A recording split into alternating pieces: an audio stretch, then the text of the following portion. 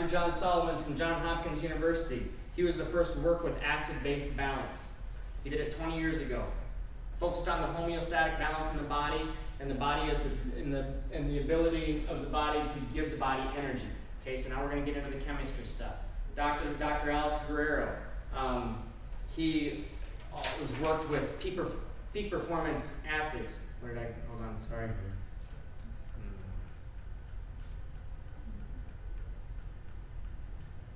Dr. Guerrero, peak performance athletes. He's worked with Shaquille O'Neal. He was working with Evander Holyfield.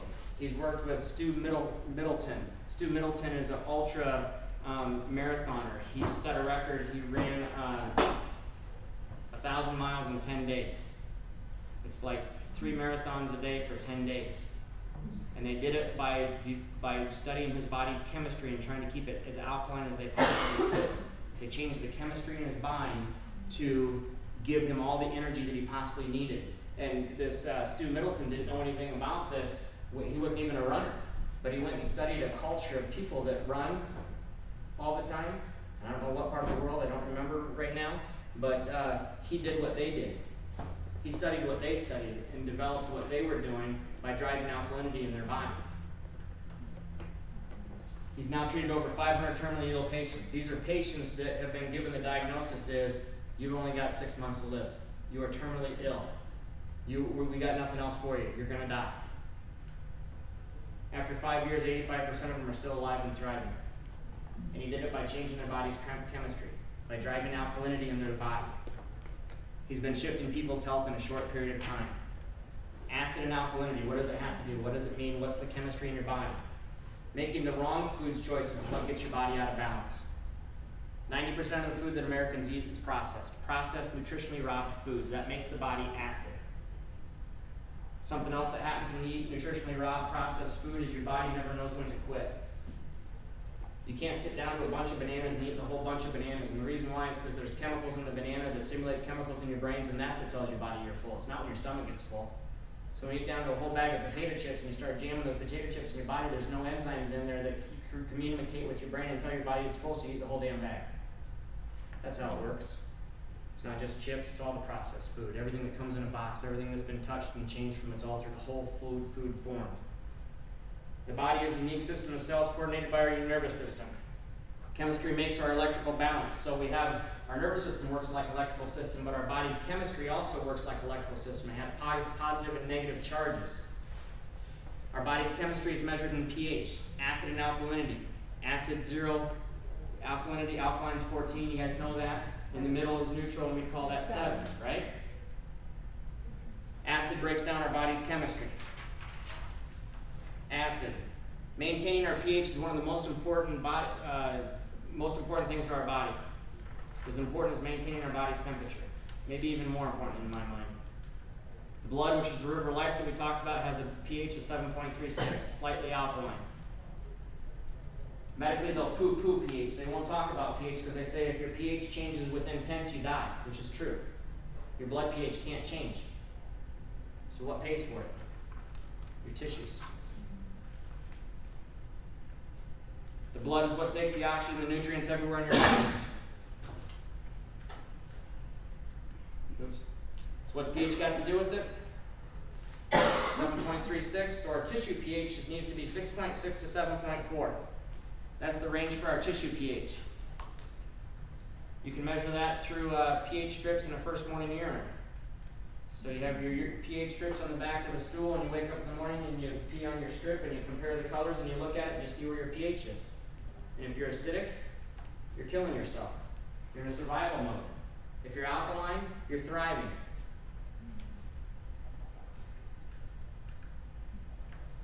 Acid strips and weakens the electrical charges around the red blood cells. So our red blood cells are the cells in the blood that take oxygen to all the tissues in our body, okay? The red blood cell, the little cell, has a negative charge on the outside. He has a negative charge on the outside because they repel each other. I think I got this stuff in here, so let's go this way. They have a negative charge to keep the cells from sticking together. They repel each other so they can move through the bloodstream really fast.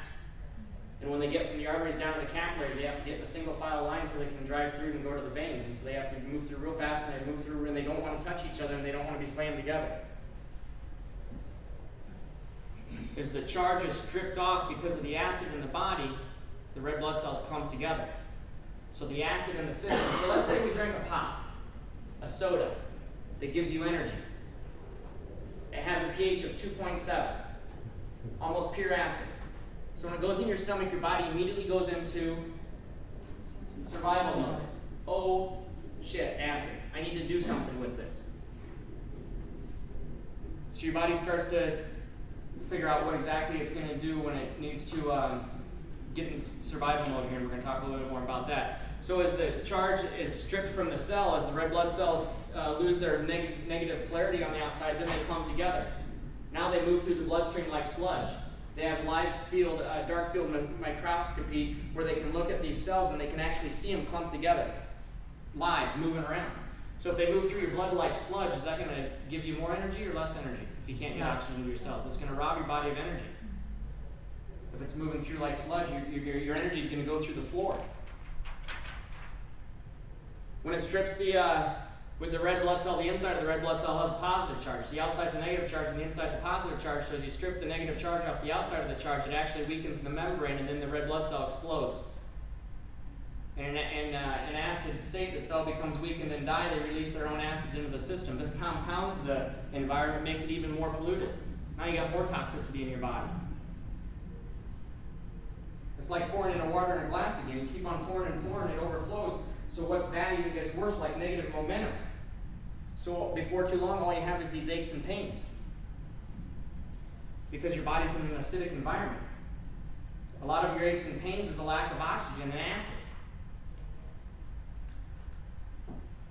The acid goes to the weakest part of your body. It's not going to go to the strong parts. If there's already weakened tissue somewhere, your body says, I got to get this away, I got to get this somewhere, so it takes it to the weakest part of your bodies.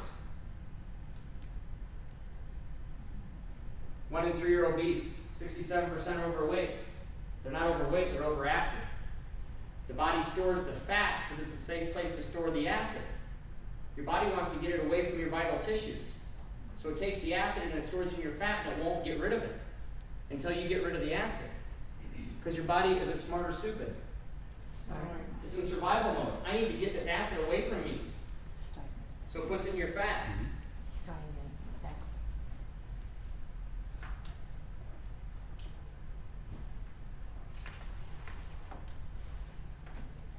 So it weakens something that's already in trouble. Now the body takes the acid and stores it in fat to protect the vital organs. It's what it has to do. Has to do. So then the acid draws minerals out of your bones and tissues, trying to make it alkaline. So calcium and magnesium have a positive charge. So when that soda goes into your stomach, I don't care if it's 1 or 571 in a year, when you put it in, your body says, oh boy, more acid. So it draws your alkaline stores, your buffer stores, which is your calcium and your magnesium in your cells and your bones. Smart or stupid? Smart. But your body's going to run out of buffer stores. It only has so much to take. So this is one of the big causes of osteoporosis and osteopenia in the United States.